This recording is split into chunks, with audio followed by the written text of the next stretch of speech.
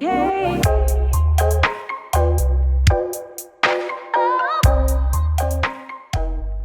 I think for me, remember I was talking about this with you yesterday. I don't want this to sound like the interview question of, you know, when you get asked at an interview, like, what are your best qualities? Yes. And then somebody like turns one of their best qualities into their worst qualities. Like, I don't want this to be that, but it's gonna be that for a second. So, all right. Great quality of mine. I'm super witty, but how that can turn bad.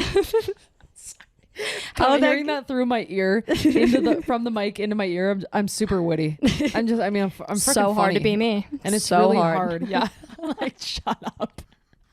No, but on the flip side, to make that a negative, I can be kind of mean witty, and fair enough. So when someone says something mean to me, I can like snap back really fast and say something super mean and super petty that I wish I wouldn't have said, because 10 out of 10 times, better to not be petty. Yep. I've let the record state 10 out of 10 times it's better to not be petty. Yep. So I'd like to think I have helped her with that. Yeah, so that's what I'm saying. It's good to like proud mom moment. You just cry over there for a second while I continue tears. talking about my mean pettiness streaks that I've gone through.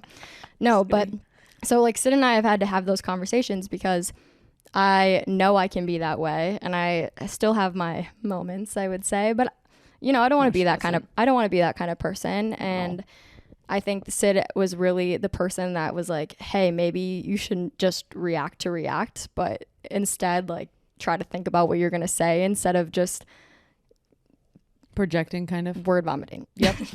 Because sometimes you want to say all these things and you want to get it all out there right in the moment. I'm like, let's back up for a second. Yeah. But I got a lot to say. Realizing I had the same issue. So sometimes it's looking into the other person, seeing what their you know, like their reactive tendencies are, and seeing if you're the same way, and see if there's a way to grow from that. So exactly. Relationships are about like getting better, you getting better with them, you getting better as a team and as a solo person. Like, I would say the fourth and final thing to like support a long distance relationship with a friend is to be active in checking in. Like, it's your job too.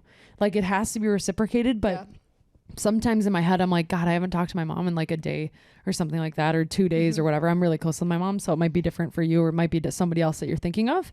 But check in and ask intuitive questions, and like make the time to be like, I'm FaceTiming you, or like make the time. What I think is the biggest deal is telling them about something exciting going on in your life or funny that happened during your day. Yeah. I know that sounds really random and obscure, but like those little things, like where you were the person that they chose to be important enough to hear that is a big deal, and will hold on to that relationship and keep you close to that person no matter where they are, you know. 100%. Syd sends me videos of her, like 5-minute videos of her, probably like once a week.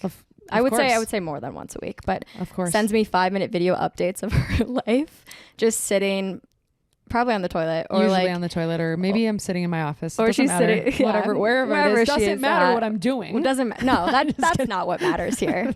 What matters here is that she'll just send me a video update of everything going on in her life, and I love watching it, and I'll always send her a video back. So our texts aren't even usually texts. No, they'll just be video back and forth, video, and or like it's just the simple thing of picking up the phone and calling someone. Yeah, we're all running around, we're all like having such a crazy time in our lives and doing a million things a minute, but if you can just pick up the phone even for 15 minutes, 20 minutes, doesn't need to be long. 15-20 sounds long, but we'll do 10 to 15. We'll do 10. We'll do 10. If you just pick up the phone for 10 minutes, that can even make all the difference. I agree. Communicating even a small amount. I think we all retract and go kind of in this quiet mode too, of like, I'm overwhelmed with work. I have a lot on my plate. I'm busy as hell today. I promise you, if you're in the car, you're on the move, or like maybe don't talk on the phone in the car. Maybe that's bad. But like if you have hands free, sorry, I'm not promoting bad things. Good. But if you're having a long day and you're like, the last thing I want to do is like talk to anybody, try calling your best friend and just tell me like how you feel after, because I bet you money that person's going to cheer you up. 100%. And it's about getting over that hump of being like, I'm tired. I want to be isolated.